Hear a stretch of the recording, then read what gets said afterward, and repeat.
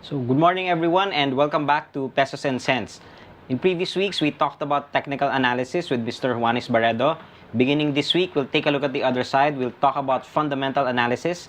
And joining us to discuss that topic, now we have Ms. April Tan of CitiSecOnline.com. She is the Vice President for Research. So good morning, April, and thank you for joining us this morning. Morning, Aya. So I guess to kick things off, what's the main difference between fundamental and technical analysis?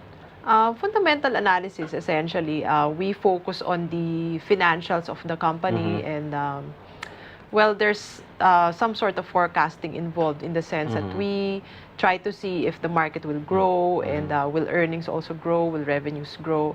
That's what we try to study, and we do it looking at the financial statements of the company, studying the economy, studying the industry of a particular company, and where the company is at, how much and money basically the does it business have. of the company, I Yes. guess. So, would it be fair to say, pwede bang sabihin na kung technicals ka, tinitignan mo yung parang nakita namin the previous weeks, yung mga price charts, yung mga price movements, tapos sa inyo, tinitignan nyo naman mga balance sheet, income statement. Would that be a fair description of the two of that at this point?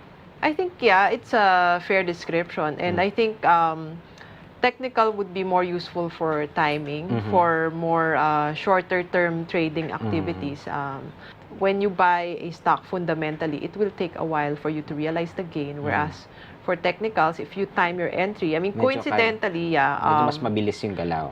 Quite often, and especially in our Twitter and Facebook pages, we've seen questions about the index, because in a lot of places, ginagamit yung index ng stock market ng bansang yun to sort of say something about the economy.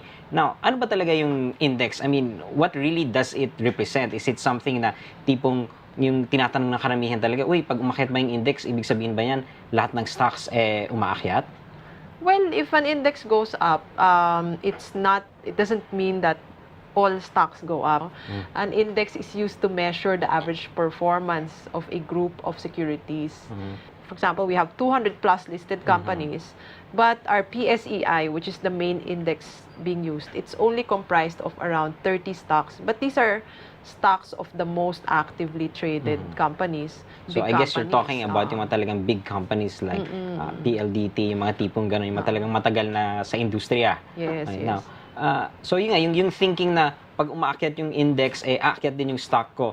Does that, una-una, tama ba yung belief na yun? Or is there something more to that? Or baka parang, sa tingin ko, by that definition, mukhang baliktad yata yung ganun It's the reverse. The index moves up because the constituents move up. Usually, they just use the index as a proxy for the market. Kasi nga, the bigger stocks are there. The proper way to think about it would, I guess, be pag umakyat yung one of these, most of these 30 stocks, doon aakyat yung index and not umakyat yung index, kaya aakyat yung mga yun. So, yun yung sinasabi yung kabaligtaran. Now, whenever we buy something, the first thing we have to ask is it cheap or is it expensive? Now, for a lot of people in the market, automatically they take a look at, uy, this is 50 pesos versus something that is worth 5 pesos. Mas mahal to, mas mura yun. It doesn't mean na if a company is 50 pesos, automatically it's expensive versus, let's say, a 1 peso stock or a 10 centavo stock. What you have to measure it against is the earnings, So, per share. I think yun nga yung sinatawag natin dito, yung PE ratio. And I guess to calculate this, basically, ang ano niyan is you get the earnings per share and you divide the price by that. So, kung 10 pesos yung price mo ngayon, 1 peso yung earnings mo. So, ang PE mo would be 10. A PE ratio really is a standardized measure. Kasi nga it's difficult if you have stocks with different prices. Like a 100 peso stock or a 50 peso stock at 10 peso, 20 peso. It's difficult for an investor to know whether a stock is cheap or not. One way you could think about PE ratio is ibaliktad natin yun. Gawin nating earnings yield. Sabihin natin, sa isang village, lahat ng bahay doon, di ba? More or less, ang gagawin ng tao, ang tatanungin, magkano yan per square meter? Pero let's say, village A versus village B. Mahirap na i-measure, di ba, per square meter. Kasi baka mas maganda talaga yung facilities doon. So, one of the things that you would do as a potential buyer is to ask, magkano ko ba mapapaupa ang bahay sa village A at magkano ko mapapaupa ang bahay sa village B? Tapos, di ba, ang gagawin mo yung rental income over the market price of the property.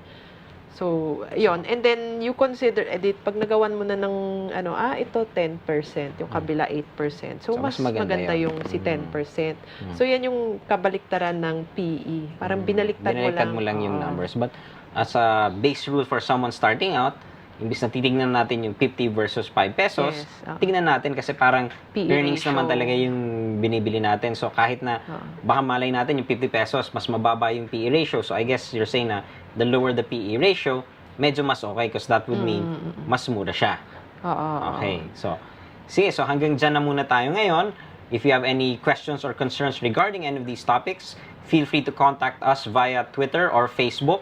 And of course, you can also attend Miss April's seminars at citiseconline.com. The schedules will be there, and I believe those seminars are also free for all citiseconline.com account holders. So, para saan pa ang stock certificate kung electronic naman ang transaction?